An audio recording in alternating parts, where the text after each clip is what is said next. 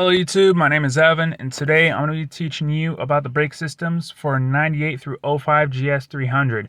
Now, if you look up a 98 through '05, this is the model I'm talking about. They do have some of these models as '06s because after all, manufacturers don't just stop on like December 31st and then make the other, the newer unit after. So, they go through like half a year. But anyway, continuing on to this, I'm going to show you something. Now, the first big-ish, now this is the biggest out of the big, and it will cost some money, but this is what you don't want to have happen. You'll see a brake light come on.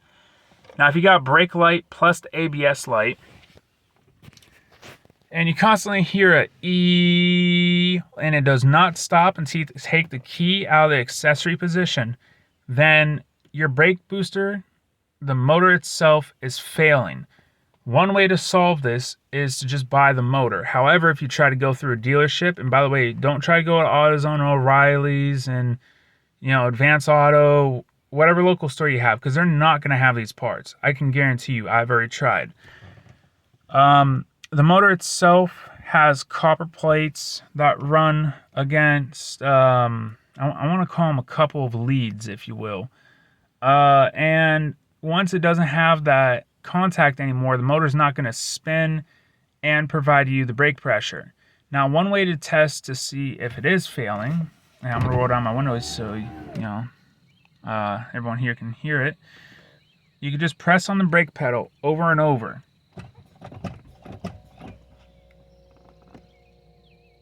And you can hear it. Whenever you hear that noise, that means your brake booster is building up pressure. Now, here's the thing about this. So when you hear that sound and say you're on the road, don't freak out. I recommend pulling over within a minute or within 2 presses of the brake pedal. You can go probably up to 3 presses, but after that, you won't have as good stopping ability as you once did before. So it will require a tow, and yeah, it's not exactly the funnest. Now, the dealership is going to try to sell you the whole unit for $3,000, which you can literally get probably 2 of these as junk cars that don't run for that price. So the next best bet is to go online. Now, what I try to do is find the OEM part number, and unfortunately, they can't give you the part number. Even though there is a part number, they're not going to give it to you because they don't have it, because they sell the whole unit, not individual parts. So with that being said, I recommend doing some research and finding out the motor. It's most likely going to be inside. The outside, like the cover, is going to be a magnet, and the inside is just going to be like coiled up copper. So that's going to be interesting. I think it's called, maybe it's not a stator. I'm trying to remember the actual term for it. But anyway, yeah, so that can happen. Also, if you do hear a noise and it's like,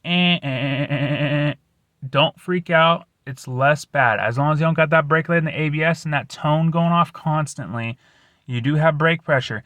However, if you hear a tiny little noise, it's most likely the ABS is either module or the sensor is going out. I had that happen to me yesterday, and I will admit that my front left ABS has been out for about like a year. I've been a little bit lazy when it comes to like little things, if you will. I don't know, some people are going to be like, little, that's not little, that helps you prevent from wrecking. Not 100% true. However, it is true when someone is behind the wheel and they freak out and press the brakes to the floor.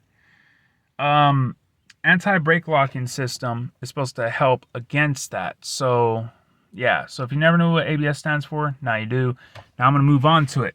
Now, for the sensor, it was plugged in, and what would happen is that it would lose about maybe 5 to 10% of the brake on the side or the wheel that the sensor is failing at. Now, if the sensor is failing, hopefully it just completely shuts off and doesn't turn back on. That's why kind of look I have had yesterday, and well, actually in the past year, But unfortunately, yesterday it started to do a little bit of something interesting. Like the steering wheel would turn to the right a little bit because the ABS module is saying don't send too much flow to the front left because something's going on there and it's not right. So if you hear that, it's either the sensor, and I'd recommend going with that route, the cheapest route. But one way to test it is to unplug it. So you unplug the sensor, the ABS sensor, and then just put your key in the ignition, put in the on position, and listen for that tone again. If the tone happens again, it could be like another wheel. Do like a drive test and see which way your vehicle goes. Like if there's more pressure on the right side than there is the left, it's going to go to the right, which means it's something with the left side. Same thing with the right side. If it goes to the left a little bit, that means more pressure is building up on the left side, so therefore it's the right side. So then you try to figure it out.